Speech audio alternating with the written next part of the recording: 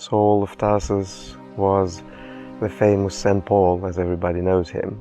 Before becoming St. Paul, he was the biggest enemy of the first Christians until he had this vision. He saw the Lord in front of him, and then he was converted into Christianity, and he became one of the most iconic saints of Christianity. When I think of God's grace and mercy and who's the one embodiment of that, it's always Saul to me. You know, somebody who was persecuting Christians, goes from the basically greatest persecutor of the early church into the greatest evangelizer in all of church history.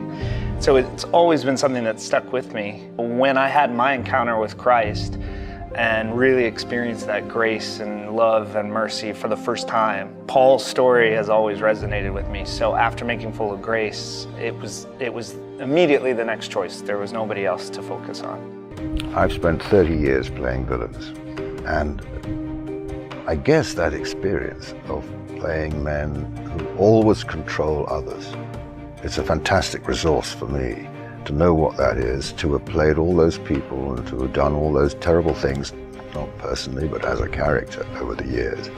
And now to get a chance to expiate those sins and that guilt through the character of Paul. And I find it very uplifting.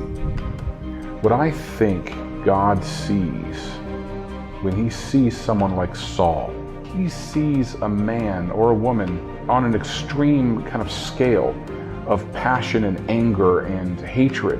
I feel like God takes great pleasure in flipping those people.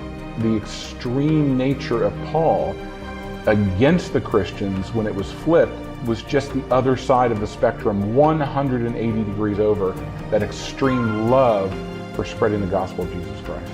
And I think it's that passion. And ultimately, when I whittle down the message from Paul, nobody is beyond the reach of the grace of God.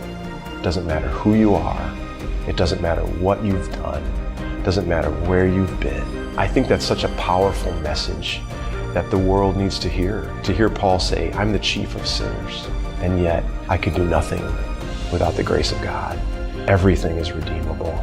God is not standing over us going, shame, guilt. He's saying, I love you. I want you. Come to me. God loves us before our sin, yes. After our sin, yes. And also during our sin.